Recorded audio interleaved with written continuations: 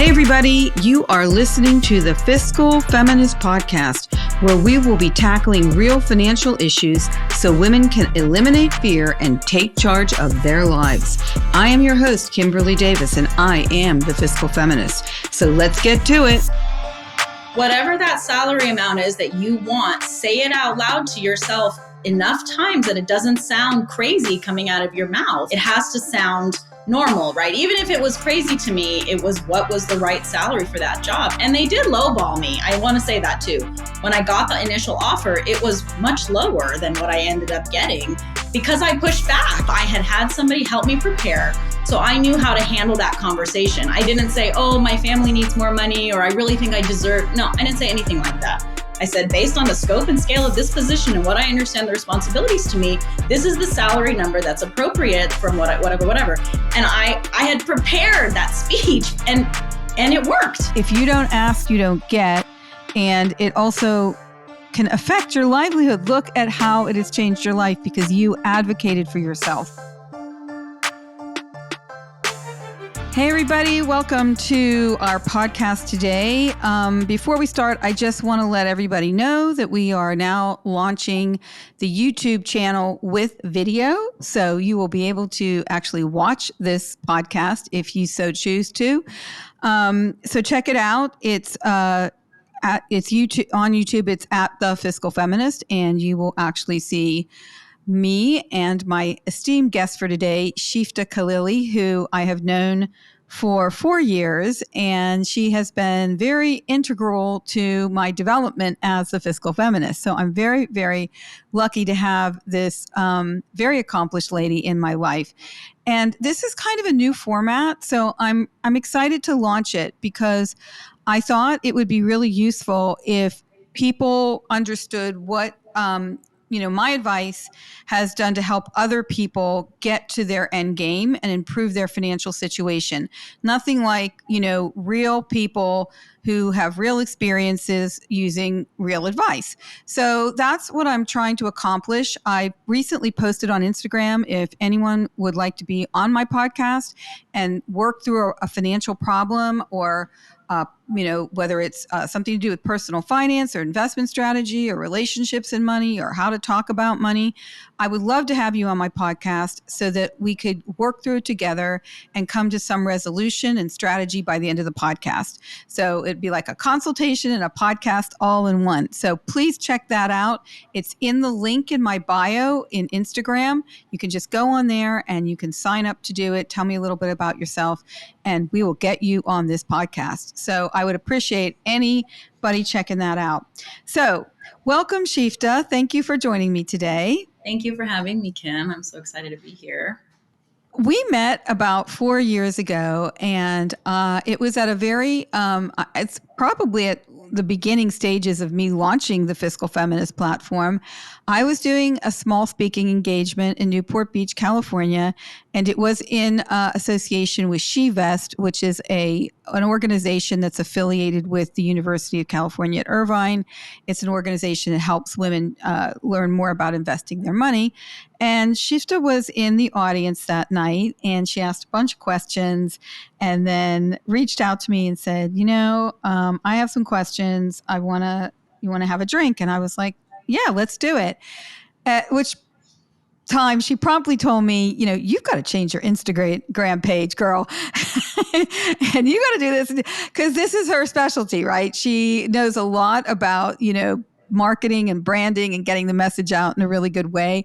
And so she really helped me to have a good old look at how I was putting stuff out there and, raise the bar. For that, I will be forever thankful to her because, a lot of that stuff isn't my specialty. So thank you, Sheefteh, for being transparent and brutally honest because it was very helpful to me. So I'm going to let her explain how we started this relationship and my guidance in trying to help her accomplish her goals, which I might add, spoiler alert, she has done brilliantly. And I will just let her take it from here, but I can say that it all started with a Chanel handbag. So Sheefteh, how did we meet? And Yes. tell me a little bit about what you were trying to figure out at that point in your life. Sure. Yeah. So we met in 2019, and I had been working in my first sort of proper job that had benefits and retirements for maybe 2 years. So I had finished my graduate school and had been working, and no one in my immediate family or circle of friends knew anything about investing. I'm a second generation immigrant. I'm a first generation college student. And so, luckily my parents taught me a lot about saving and not using credit cards, having an emergency fund, but nobody had anything to teach me about investing. That just wasn't part of our, information. We were middle class, but I feel like that's not accessible. Even though I was really educated, this is a whole other area, very intimidating. So I signed up for that Shevest, which was such a blessing, mainly because I met you. And I went to that first session. And I remember just being so inspired by your story and, how you rebuilt your whole life after a messy divorce. And I wanted to hear everything you said. And so I raised my hand and I asked a question about basically, when do I know I've invested enough money that I can buy a Chanel bag with my investment account? Like, when do I know that I have enough to go do stuff like that? Like, basically something really frivolous that's amazing, but like, when do you know you have enough? And I'll never forget, you said, well, first of all, you don't use your investment account to buy a Chanel bag.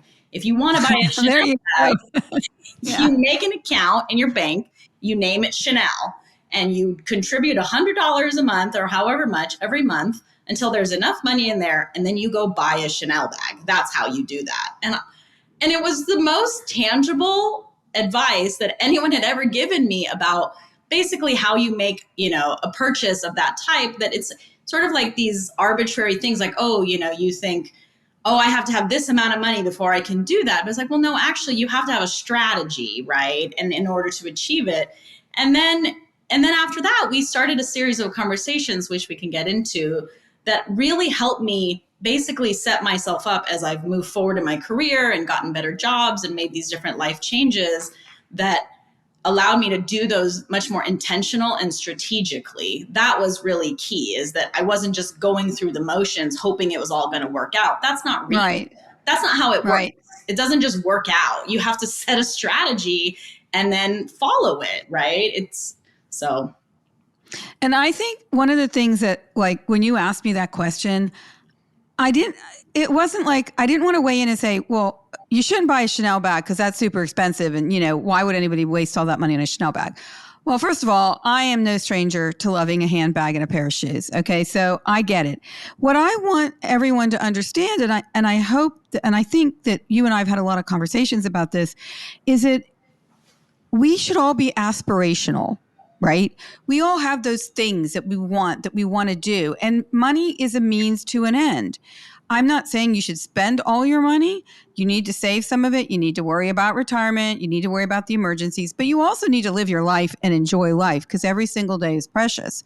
So I want people to think about the money journey as, how can I accomplish those aspirational things that I want to do? Whether it's buy a Chanel handbag or, go to Alaska or whatever it is, it's on your thing, that thing that's going to really like bring you up and love life because you have the opportunity to do it. And so at that point, I was like, I had to take a beat, because I thought, well, I don't want to be wagging my finger saying, you should be buying a Chanel bag. But how can you buy a Chanel bag? What is the best and most efficient route from not having one to having one, given your facts and circumstances?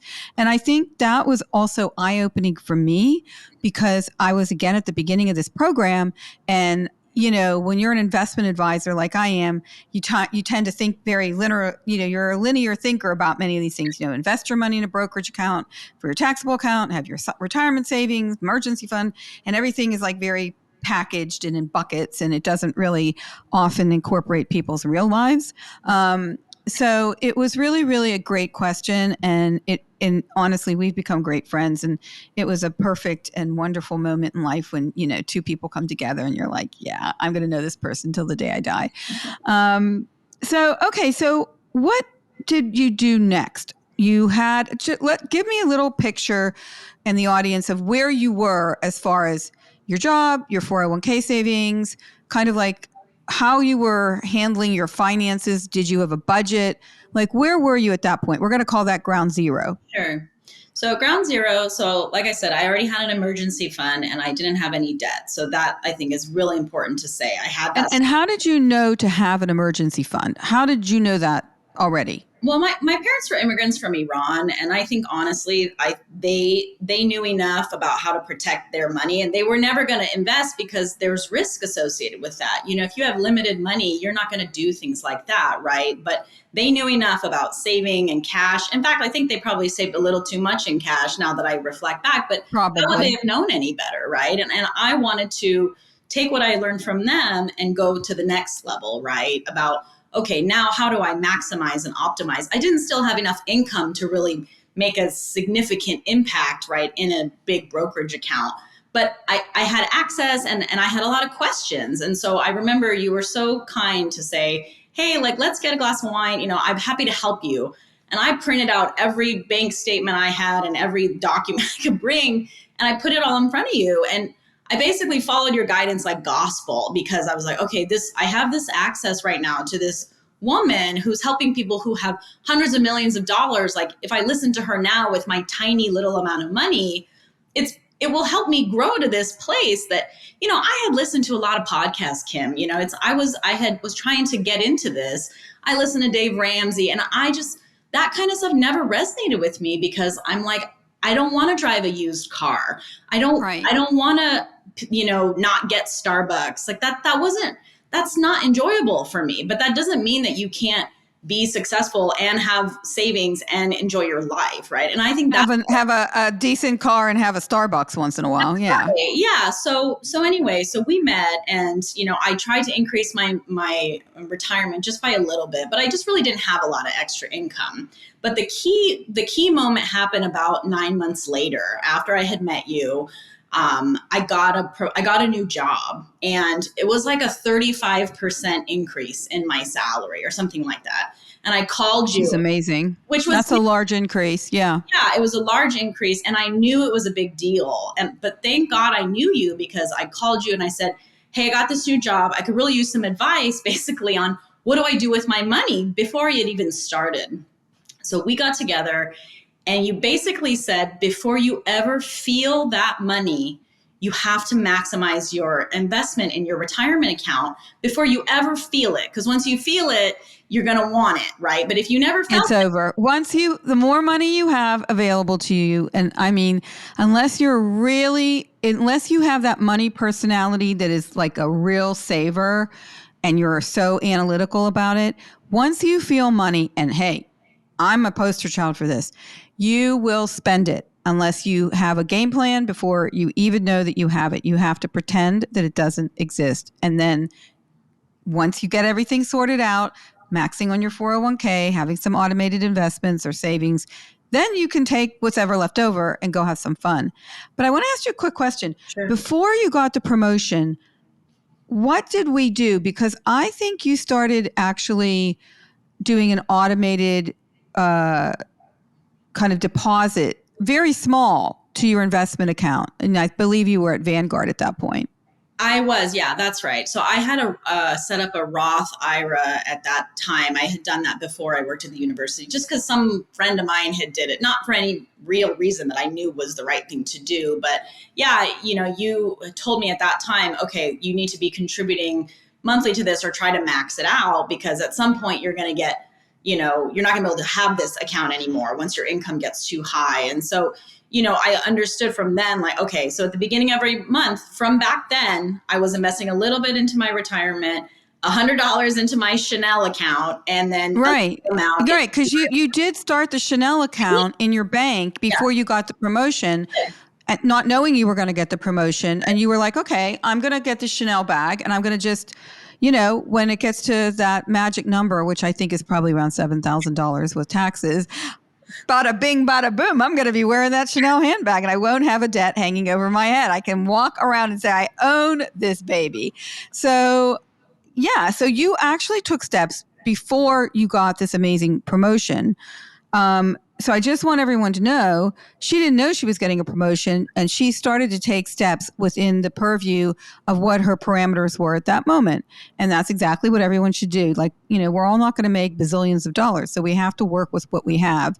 But even people who make less sometimes actually save more and can accomplish more than people who make more, because people who make more often just spend every amount of money, every cent they get. And you hear this about movie stars and people who make so much money, and then all of a sudden they're filing for bankruptcy because they didn't have a clue. Ignorance is not bliss. As women, burying our heads in the sand when it comes to our money has dire consequences. But yet, so many of us have employed this detrimental strategy. After over 2 decades of experience, I've discovered that women face a twofold crisis of competence and confidence regarding how they approach and handle finances. It's time to close that gap. I wrote The Fiscal Feminist, a financial wake-up call for women, to teach women how to take charge of their money and control their financial destinies. This book will help you achieve financial literacy, establish the right tools and rules for managing your money and relationships, and to plan for your future. It's time to gain and maintain financial wellness on your own terms. Head to fiscalfeminist.com to order your copy today. Okay, so now you get this amazing career bump up, this promotion, which, wow, I think we all have to applaud you for getting a promotion with a 35% increase. Woohoo! So after you finished celebrating, then what happened? So literally before I got my first paycheck, I made this change. So there was a maxing out of the 403B that I have access to.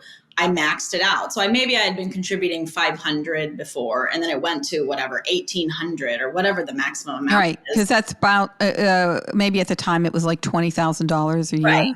So 21 I maxed something. it out. Yeah. I think my salary, my take home went up by a few $100s. I mean, I still got a little perk, right? And then I still continued. I still continued contributing to my emergency fund, to my Chanel account, to my brokerage, just a little bit. But the main change was that 403B increase. So that's now almost 4 years ago that I made that change. And then, another 2 years went by and I got another promotion, a salary increase. And then we met again and you said, okay, now you already have maxed that one out. Now you need to contribute more money to your brokerage account. And so then I did that. And so then it got up to, whatever X $100.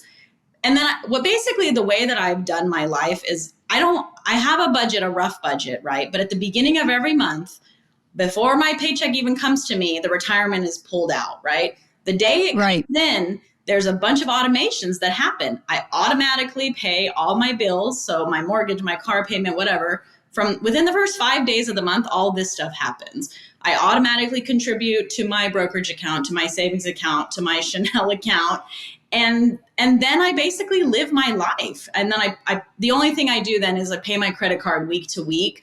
I monitor that very closely because I don't, I want to be able to make sure I treat it more like a debit card, right? I want the points and all that, but yeah, and that's how I do it. So I travel, we book tickets, we go places, and I'm enjoying my life. I'm going out for dinner. I'm getting coffee, whatever it is. But I know now that all these other things are just happening. It's all happening in the background because we set up these strategies. So now I don't have to worry about it. It's working. But I know that if I get another new job, before I ever feel it, I'm going to make a decision about what's going to happen with that money. What am I going to do? What are we trying to achieve? And then I'll go forward, right?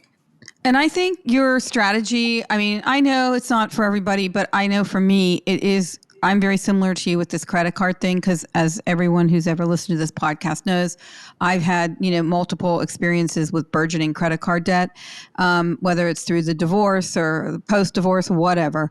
And, that becomes habitual. So I need to check my balances every couple of weeks and make payments because I never want things to get ahead of me. And I know that it is so easy to at the end of the month, look at your credit card bill and say, OMG, what the heck did I do this month? Because I'm not keeping track, right? Because it's not like real money. It's almost like, you buy it, but then you never feel the consequences of it unless you look at your bill. So it's really easy to let that stuff slide. And I know I bang on about that a lot, but that is a game changer. So I think what Sheefteh's strategy of kind of looking at it like a debit card, and as soon as you buy something, you just go back home and pay for it, and then it's done, and you don't have to think about it anymore. But I think what I'm hearing, and I hope what I was able to convey, is that when I met Sheefteh, she had a general knowledge and was doing kind of all the right things, but it wasn't intentional. And she wasn't like really doing a deep dive into her finances or just even a strategy or just knowledge of, what's coming in, what's going out, what's going to retirement, what's going here. And I think it's as simple as this. When you have intentionality with this and you just take a few steps at the beginning, like she did, to understand her money, what's coming in, what is she contributing to her 403b, where were we at ground zero, and how can I make this as easy as possible within what I have to work with to make things happen. So just by setting up automated deposits, it's changed your life. That's so simple to do. All you needed to do was figure out how much could you afford from your budget so you could still live the life that you wanted, have those Starbucks, have a car, a newer car, so on and so forth, and still have those automated budgets, or those automated deposits, which have grown over time. But you at least started, and starting is like the first thing you got to do. Once you do it and you have all your infrastructure in place, this thing takes on a life of its own, and it's just growing in the background. So I think what I would love for people to take away from this is that what you learned was you don't have to sit there every month and like review everything with a with a magnifying glass and say, oh, you've got this set up. It's just percolating. It's just moving along. And I think that's one of the, the best ways to do this, because then it's not onerous and you also feel good. Because now when you look at your brokerage statement, or you look at your 403b statement, or you look at your bank account, how do you feel? Yeah, I feel great. And I think it's funny because it's kind of boring, right? The way these little strategies, these things that we did it was sort of a set it and forget it. I had to think about it. I had to make some decisions, but it wasn't like, you didn't have a huge windfall, but suddenly now it's been 4.5 years that I've been in this job, or however long it's been. And I suddenly have this substantial retirement account because of these changes over time, right? It was you can really see the curve. I mean, it went up exponentially after I made each of these changes. And now that's going to be a game changer in 20 years from now, right? I'm only 39. It will be. It will be a massive game changer for you. And you will be your 65-year-old self is going to be so thanking your 30-something-year-old self. You're going to be like, wow, I was a rock star when I was in my 30s. And I think, I want to ask you too, with your job progression, just because you have had a lot of brilliant things happen to you, what was there personal advocacy involved in this? Was it just job performance? I think a lot of our listeners might say, well, how do I accomplish that on the job front? Because it is pretty spectacular how you've been progressing over the years. Yeah, I mean, I think in a similar way, like this money conversation, those things don't just happen automatically, right? I am constantly, I say, I stay ready. So I'm constantly, if I meet somebody new, I try to go have a coffee with them. I try to learn more.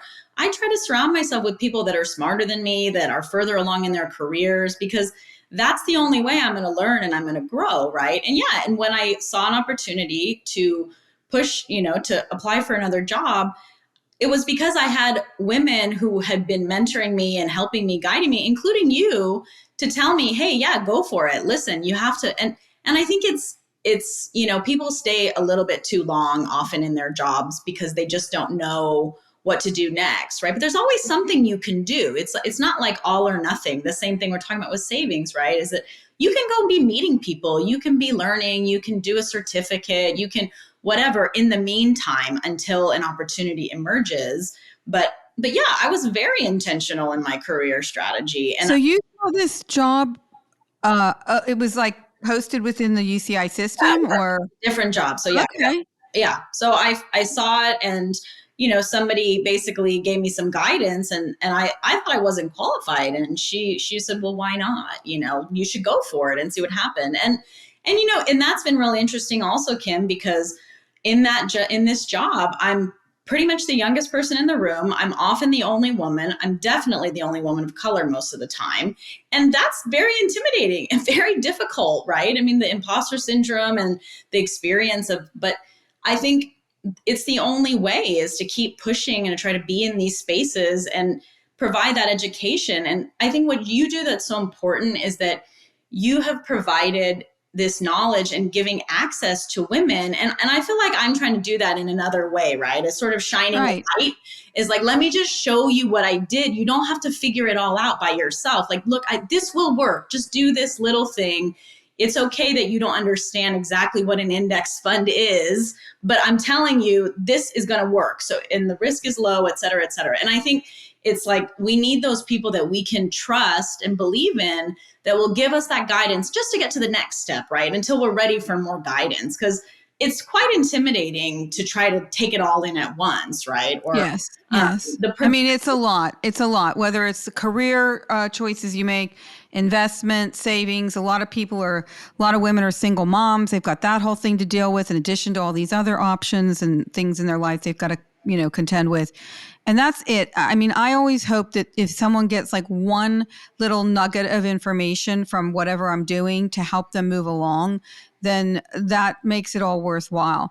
But one thing I want to really accentuate here is that you were proactive. You applied for a job that you thought you weren't qualified for, but once you got in there and you showed your stuff and you said your piece, you were qualified and you got the job.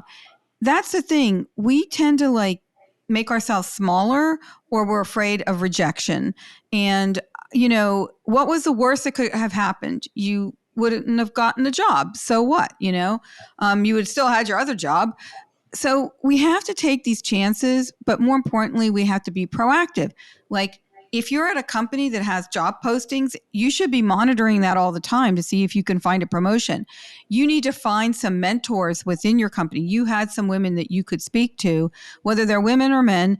We all need to have a mentor, but it's up to us to be proactive, to go to somebody and say, hey, can you have a coffee with me? And just talk to me a little bit about the job or about what you would do for, the next move and so on and so forth. So it's really up to us to make those things happen and not wait for somebody to kind of, knock at your door and say, oh, I have this opportunity for you. I mean, it doesn't generally work that way. And I think that is the beauty of what I saw with you. Like, you were taking charge of your personal finances, even if it was, only $100 a month, you were doing it. I would have said, start with $25 a month if that's all you had, because it's not the amount, it's the action. These are developing habits that when you do have way more money down the road, that are already instilled in you and will make you increase your net worth at a much faster clip than if you didn't have those habits. So if you have $25 to save every month, then save that $25. And before you know it, it'll be 50 and so on and so forth. But also take a page out of Sheefteh's book with your career. You need to go and look and see what else is available to me. How can I make my next move to go up the ladder or do a job that I might find more fulfilling or challenging? So kudos to you on that, because what you've done over the past few years is, I think, quite amazing. And it came from your own steam. No one came and knocked at your door and said, hey, Sheefteh, you should, apply for this job that's going to give you a 35% increase. And I'm sure you felt a little nervous about it all, but you did it, right? Yeah. And I think, the key was that I had built a support system of people. Like, I had one woman help me negotiate for my job, because she said, you have to say the salary number out loud enough times that it doesn't sound crazy coming out of your mouth. Like, be prepared, and I had women looking at my resume. Can you say that again, please? Because that is the most important information that we're going to be talking about almost in this entire podcast is when women want to negotiate, they often don't, and they feel very awkward. And then they say a number and they're like, oh, that sounds like a lot. Can you say what that woman said again to you? Because that is so important. Yeah, It has to she become like said, second nature. whatever that salary amount is that you want, say it out loud to yourself enough times that it doesn't sound crazy coming out of your mouth, because it has to sound normal, right? Even if it was crazy to me, it was what was the right salary for that job. And they did lowball me. I want to say that too. When I got the initial offer, it was much lower than what I ended up getting, because I pushed back and I knew I had had somebody help me prepare. So I knew how to handle that conversation. I didn't say, oh, my family needs more money, or I really think I deserve. No, I didn't say anything like that. I said, based on the scope and scale of this position and what I understand the responsibilities to me, this is the salary number that's appropriate from whatever. And I had prepared that speech, and it worked. It doesn't always work, but in that moment. Oh, and it has should work, right? Because salary transparency is something we've talked about on this podcast a lot. And it's still not quite very transparent because the Senate won't pass it, but you can find out information in certain states. You can look at Glassdoor. You can talk to your colleagues like you did who are in the system and are mentoring you. And if you don't ask, you don't get. And it also, can affect your livelihood. Look at how it has changed your life because you advocated for yourself. And and you talked about, hey, this is what the salary is for this job. And you're not going to lowball me just because I'm a lady. I'm a woman. It's complete bullshit. So pardon my French, guys. But all I can say is having mentors within your organization help you with this was paramount. So remember this, guys, when you're in an organization, forging those relationships, getting those mentors, that's going to help you throughout your whole career and just pay you back. And, you'll reap many, many benefits from that. I mean, you've played your cards really, really well, I think, both in the personal finance space and investment space, and also in your career. I mean, honestly, Sheefteh is a real fiscal feminist. She is part of the sisterhood, and she's walking the walk and talking the talk. Now, we're running out of time, but I really want to talk about the next stage of your life, because now some more exciting things are happening. You just got engaged, and you will be getting married to the lovely Ray. So, I talk a lot about all this stuff, relationships and money, premarital planning. So what's your game plan? Yeah, so we recently got engaged, but probably like the second month we were dating, I already said, we're going to have a prenup. I mean, I said it because we've been together maybe 2.5 years. So he's in a post-Kim era, obviously. There was no way I could ever be in a relationship with someone and that we were never going to have a prenup, because you would have disowned me. So I knew whatever the reason was, even if I hadn't accumulated very much, that it's just important that you go into a situation with, intentionality, and it's all going to work out, hopefully, and it'll all be wonderful. But I would rather have that sorted out now, so then just in case something comes up later in the future, it's not something that's going to, ruin my whole life, right? It's already going to be difficult enough, as you explained about. Right, exactly. Right? Through divorce, at least you'll be able to be on your own financial footing afterwards, should something happen. So yes, we've already talked about that. We've been starting to have conversations about how a house account, or how are we going to do it? And the co-mingling, how are you going to co-mingle your money? Yeah. And the other thing, Kim, that I really wish more women and men had training on is that having these conversations is not easy. Thankfully, my fiance is very open and willing to have these kind of uncomfortable conversations to say, well, what are your expectations about finance and how we split bills, or this or that, or how do you feel about what are our shared savings goals?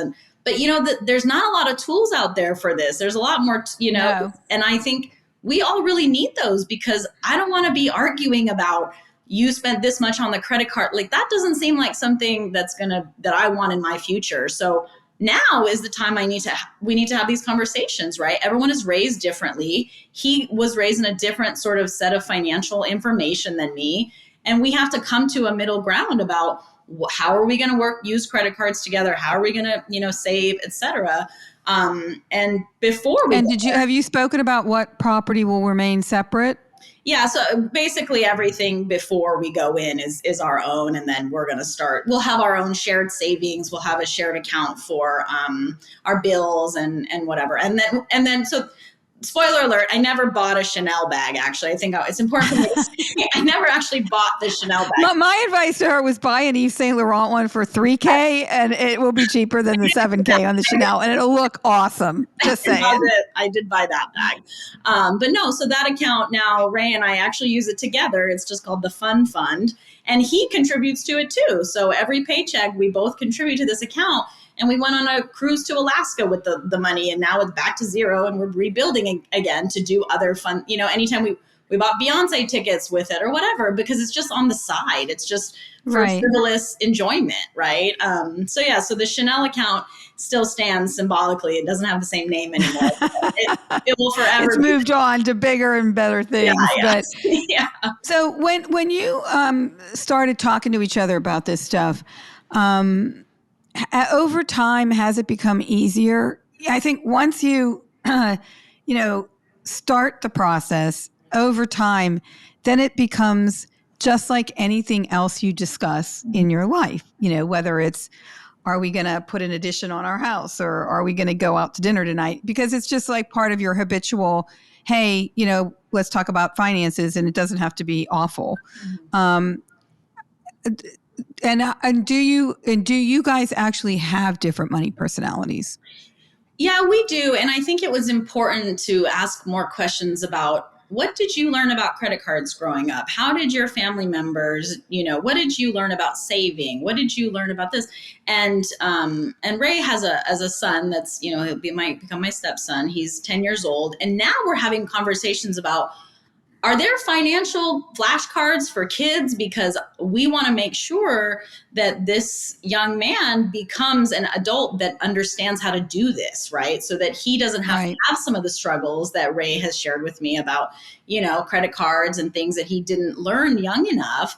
And I'm thankful that my parents raised me the way that they did. And, we had all kinds of savings, little strategies where my mom never let me spend. If I had a $5 bill, we always saved it. It was just like a funny game that we played. Like, a $5 bill goes into the envelope. If you have a 10, a 1, a 20, go do whatever you want with it. But if you got change and there was a 5, you would put it away. My dad made me save for like 4 years. He was going to buy me a car and, save the money. He would give me $50 a month. By the time I was 16, there was maybe $1,500 in it. I'm like, this is never going to be enough, but it was just about that process. In the end, he took me and he had already secretly saved, $11,000 for me. And he bought me this Nissan Sentra, this old used car, but he spent 2 years on this journey training me. And I feel like there's things that we can do, even with kids, to help them understand how you save. Don't spend all the money in your account.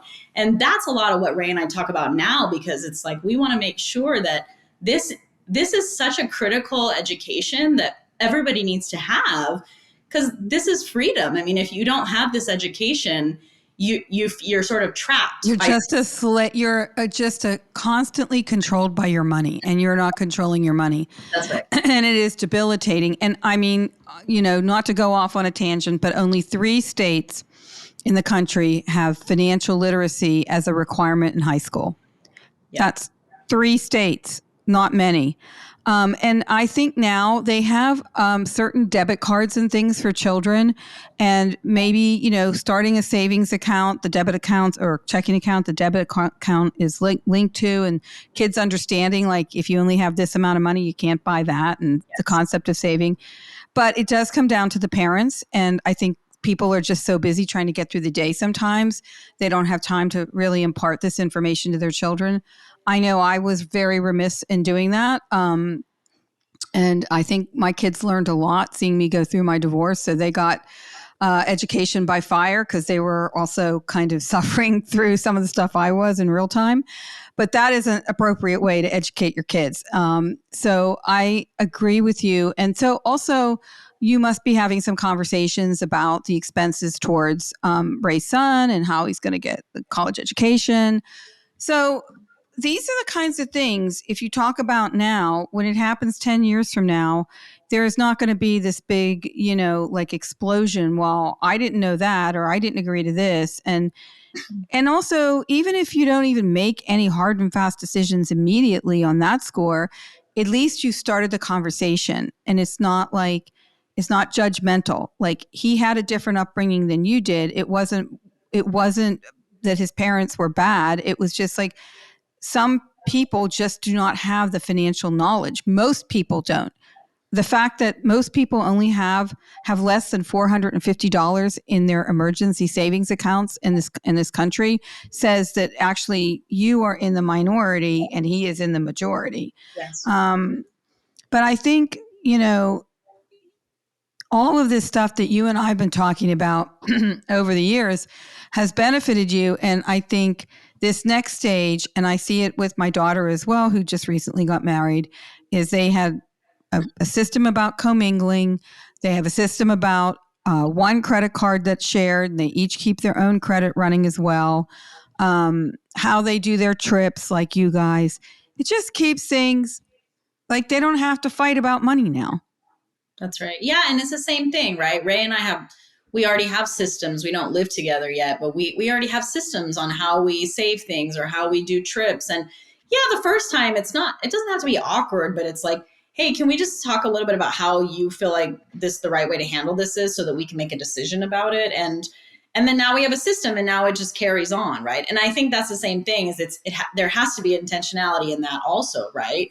Is that, I have to make certain adjustments, Ray makes certain adjustments, and then that's it. And then we carry on until there's another point. Okay, something has changed, right? Oh, he's going to get a better job. Okay, then what are we going to do then? Whatever. And I think the same thing like I did with my own finances. There are these milestone moments where you're like, okay, I have to stop for a second, go to a coffee shop with my laptop, sit and spend an hour thinking about this, research it, and then I carry on again. It's not like every day I'm reading new article. No one has time for that, right? It's like, no one has time for that. But if you never sit down and you don't start, now we're 4.5 years later, I'm in a completely different situation than when I first met you. Yeah. And if I had not had those series of conversations and made those changes, I could have easily just had a more expensive car and been blowing my money, and I would not have had all of this retirement fund and whatever. Like, that could have very easily happened, right?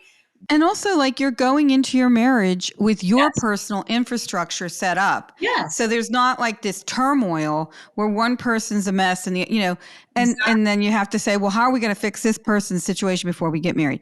So I think, like, that's the thing. Back then we didn't know you were going to meet Ray and get married in 4 years. But you've really just taken each step within the parameters of what you had to work with and made, lemonade out of lemons, and you did a grand job of it. And that's all you have to do, guys, is look at what your situation is, look at what you can possibly do to save a little bit more or have automated savings, even if it's only $25 a month, to get rid of your credit card debt so that you can start moving ahead in your own realm.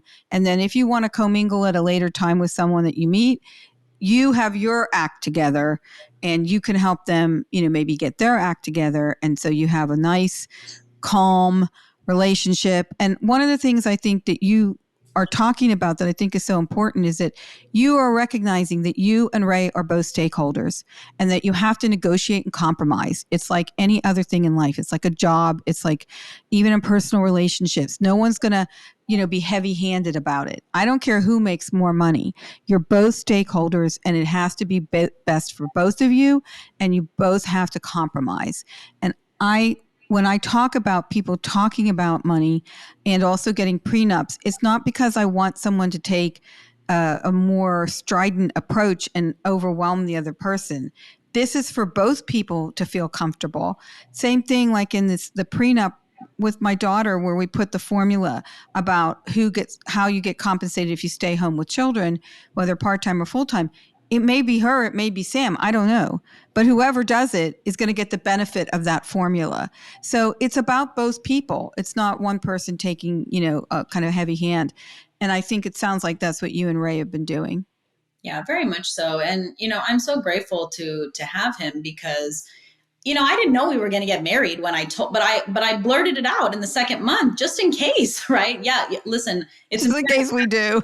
in case, right? And so literally we got engaged, and I think within a month he was like, I think I was going to come and have a coffee with you. And he's like, I know, you're going to go talk to Kim about the prenup. I said, yeah, probably am. But it's just very funny because there's no judgment on it. It doesn't mean anything. It's not like, oh my gosh, and I think we need to continue to shift the perspective about things like that, having these conversations, right? Ray and I go out and, my friend told me her and her husband go out and they have money meetings and they do it outside the house. Yeah, have fun with it. Don't get too drunk, but have a glass of wine and have nice food and have a money meeting. It's a Yeah. board of directors meeting. Yeah, exactly. Right. That him and I are basically business partners. And why would you not sit with your business partner and talk about the way you're going to have investments and savings and expenses and make sure it all makes sense? And then you just carry on, right? It doesn't have to be an all the time. But if you don't have the conversation at the beginning, you're going to end up having all kinds of more difficult. It's the all the time argument because you don't agree. And and you're going to fight about every little thing, and it's going to happen weekly. And it's a complete horror story because that is the story of my first marriage. Obviously I've gone into my second marriage in a completely different fashion, and, money was discussed and sorted out and organized, and like, we're a team, and this makes your relationship stronger, right? It's just so important. And I know there are people out there, out in the financial influencer world that say, if you get married, you should co-mingle everything immediately. Cause, I think this is very misguided advice, regardless of your religion or state of mind. Having this discussion with money does not in any way diminish the love that you have for a person or your commitment to them on an emotional, spiritual, level. It just doesn't. It actually, I think, shows that the relationship is strong and can confront real time, everyday situations. And whether we like it or not, money is part of that. It just is it's just the thing that makes the wheel go round, unless you're, both independently wealthy and never have to work. And those people are few and far between. And then they'll fight about something else, because when you don't have a purpose and you don't have to work, then you have too much time on your hands to worry about other stuff. So I want to say one thing. I think that, first of all, Sheefteh is my fiscal feminist example. I have been so blessed for her to be in my life. One, because I cleaned up my act with my platform and how I did my social media and everything because of Sheefteh. And also, I have loved working with her and seeing her flourish. And I think she is a real example that everything is possible if you have intentionality and you don't leave it to chance. It's not like people say it's a little bit of luck too, but mainly it's not. It's about intentionality and making these opportunities happen for you. So I want to thank you, Sheefteh, for giving me the opportunity to work with you and just be just so pleased to see where you're at today, because it just brings me immense joy. And even if, no one else listens to me, at least I know one person has benefited immensely from whatever it is I'm putting out there. But thank you for your time too. I mean, I've appreciated your time, not just today, but caring about how I, grow this platform and the things that I talk about. You've just been invaluable, really. Thank you, Kim. No, and thank you. Seriously, just the conversations that we've had, you're being so candid and sharing your experience with everybody. I think it's so critical, because it's so easy to look at someone like you and say, oh, well, she must have just always been rich. Like, what does she know? Da, da, da, da, da. And it was like, no, actually, you were raised squarely middle class and you had to pay for school. And you also, even if you had money at a moment, you then had to completely rebuild. And I think that is what makes you such a great leader in this space, because you've seen it all, right? And you can really help somebody, give them the advice that they need for their own circumstance, because not all advice fits all people. So that's what's been really special about you, is you really listen to me, and based on all of my circumstances, you say, okay, listen, for you, to get a Chanel bag or to whatever, for your savings, for your investment, for your future at your age, based on this information, these are my recommendations. That's why it's been so immensely valuable. And I'm forever grateful that we've had this relationship, because I'm confident about my future because of it completely. I feel completely confident that no matter what happens, I'll be able to get to the other side strategically, thoughtfully, and in a good financial position. So thank you sincerely. Well, it's been my pleasure, and we both agree that we're both very excited for your future, because I never know what's going to happen next with this woman, but I know it's going to be good. So, look, guys, if you want to get some advice about what to do about your particular situation, like I said earlier, I'd love to have you on a podcast and we could work through your situation and see if I have some good strategies to help you move ahead. Or if you don't want to do it through a podcast, you can go on www.fiscalfeminist.com and you can book a consultation and we can do it that way. But I'm available. I read the book, The Fiscal Feminist, A Financial Wake-Up Call for Women. It will help you solve some problems, and it's a roadmap, which, it approaches everything from career advice to personal finance to investment strategy to relationships and money, trying to make it as comprehensive as possible. So you all have a lot of information out there that you can tap into. Be proactive. Everything is possible. Everything and anything is possible if you put your mind to it. And I think Sheefteh Khalili is an example of that. So thank you so much for your time today. And everybody, until next time, thank you for joining us today. Thank you for listening today to the Fiscal Feminist Podcast. Please take a minute to subscribe to the podcast on your preferred podcast platform. And I would really appreciate if you could also rate and review it. You can also find me on Instagram and TikTok at The Fiscal Feminist, or check out the website fiscalfeminist.com.